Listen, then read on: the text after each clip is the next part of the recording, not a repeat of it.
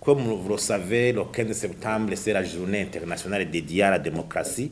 Et au niveau de notre organisation, nous jugeons cette journée importante, du moment même que dans le passé, par exemple ici au Burundi, beaucoup de mouvements sont nés et ont lutté pour l'ancrage de la démocratie dans notre pays, pour l'établissement de la démocratie dans notre pays. Si on analyse les acronymes des partis politiques, des mouvements ici parlaient défense de la démocratie, Front pour la défense de la démocratie. Donc c'est la démocratie qui est toujours. Mais est-ce que les Burundais vraiment ont déjà acquis les dividendes de cette démocratie? Parce que nous disons que les dividendes pour un pays géré de façon démocratique, les dividendes pour la population sont à trois ordres. D'abord, il faut qu'il y ait une bonne gouvernance centrée sur une justice saine et indépendante. Le développement économique qui renforce le bien-être des citoyens et le respect des droits de l'homme. Mais malheureusement, nous jugeons que cette journée arrive au moment où sur ces trois piliers, il y a vraiment des turbulences. Et la cause, nous avons analysé ça, la cause est que de part d'une plus grande opinion, la démocratie se limite à la seule organisation des élections. Donc on dirait que si on organise les élections, la démocratie, c'est fini. Et si on conçoit la démocratie de cette façon, même ces élections deviennent comme une façon de lutte pour se maintenir au pouvoir ou conquérir le pouvoir. Conquérir ou rester au pouvoir. Alors que ça a été même la cause même du problème politico-ethnique burundais qui a causé les crises antérieures. Donc la démocratie, c'est plusieurs choses. Il y a par exemple la séparation des pouvoirs. Juridique, exécutif, législatif. Il y a la redevabilité des dirigeants.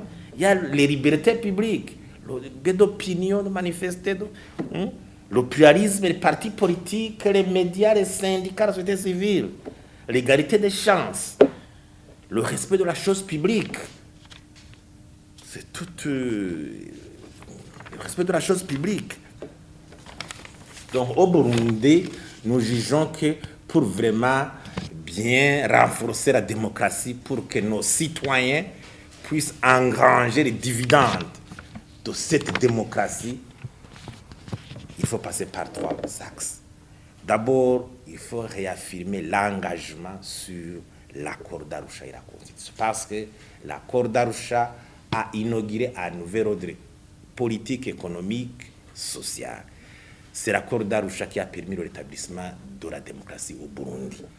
Donc, même tout dialogue qui est annoncé, il faut qu'il aboutisse à un engagement ferme de la part de tous les acteurs politiques à respecter cet accord et partant même la Constitution qui en découle. Même si modification il y avait, il faut un consensus, un débat, comme le prône même cette même Constitution.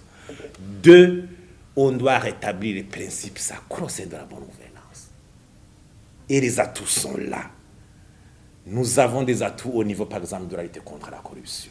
Il y a des documents de référence. Il y a une stratégie dédiée à ça. Il y a des recommandations, des documents qui ont été élaborés dans différentes retraites antérieures, mais qui sont restés mortes. On a organisé les états généraux de la justice. Il y a de bonnes recommandations à réformer cette justice. Il y a des atouts, des outils, des instruments pour respecter les droits de l'homme au Burundi. Avoir la constitution, certaines lois, juste la police. Il y a garantie de respect des droits de l'homme. Ça devait nous servir d'atout pour le respect de cette dignité humaine, la gouvernance. Parce qu'on peut parler de respect des droits de l'homme et de démocratie, là où la corruption sévit. La corruption consacre les crimes, la corruption, même limite la transparence dans les élections. Donc, c'est vraiment fait, la corruption fait le lit de tous les maux dans un pays. Et une dynamique vraiment de développement de solo. Une vision, le Burundi regorge de potentialités inexploitées.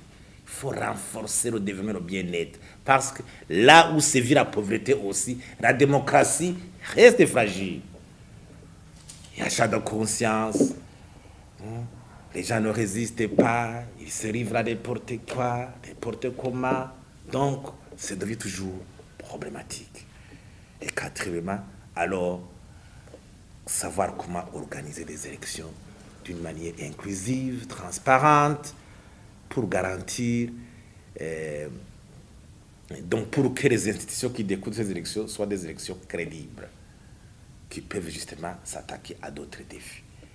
En dehors de ça, vraiment, la démocratie sera toujours titubante et les Burundais attendront toujours d'avoir les acquis de cette démocratie qui seront toujours reportés, renvoyés aux 40 degrés.